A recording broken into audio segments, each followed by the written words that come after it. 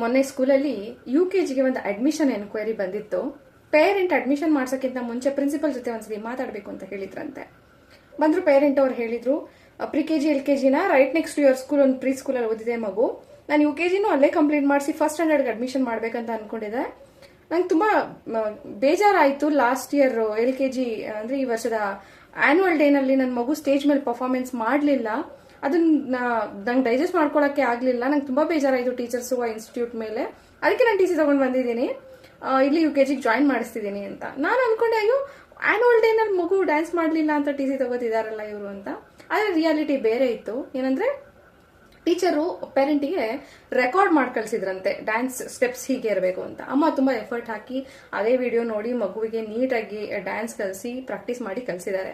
ಮನೆಯಲ್ಲಿ ಮಗು ತುಂಬಾ ಚೆನ್ನಾಗಿ ಡ್ಯಾನ್ಸ್ ಮಾಡಿದೆ. ಬಟ್ ಆನ್ಯುವಲ್ ಡೇ ದಿನ ಸ್ಕೂಲಿಗೆ ಬಂದಾಗ ಮಗು ಪ್ಯಾನಿಕ್ ಆಗ್ಬಿಟ್ಟಿದೆ.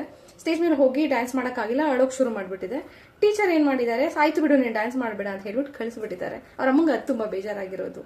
The idea is not that my child has to dance well, the idea is that my child should not afraid of dancing ಅನ್ನೋದು ಅಮ್ಮನ ವಾದ. ಅಂದ್ರೆ ನನ್ನ ಮಗಳು ತುಂಬಾ ಚೆನ್ನಾಗಿ ಡ್ಯಾನ್ಸ್ ಮಾಡಬೇಕು ಅಂತ ನಾನು ಎಕ್ಸ್ಪೆಕ್ಟ್ ಮಾಡ್ತಾ ಇಲ್ಲ. ಅಟ್ಲೀಸ್ಟ್ ಸ್ಟೇಜ್ ಮೇಲೆ ಹೋಗಿ ಡ್ಯಾನ್ಸ್ ಮಾಡೋ ಅಂತ ಸ್ಟೇಜ್ ಫಿಯರ್ ಇರಬಾರ್ದು ಅಂತ ಎಕ್ಸ್ಪೆಕ್ಟ್ ಮಾಡ್ತಾ ಇದ್ದೀನಿ. ಒಂದ್ ಮಗುವಿಗೆ ಕಿವಿ ಮಾತು ಹೇಳಿ ಅವರು ಡ್ಯಾನ್ಸ್ ಮಾಡೋಕೆ ಕನ್ವಿನ್ಸ್ ಮಾಡೋಕೆ ಆಗಿರ್ಲಿಲ್ವಾ ಟೀಚರು ಅಂತ ಹೇಳೋದು ಅವ್ರ ವಾದ.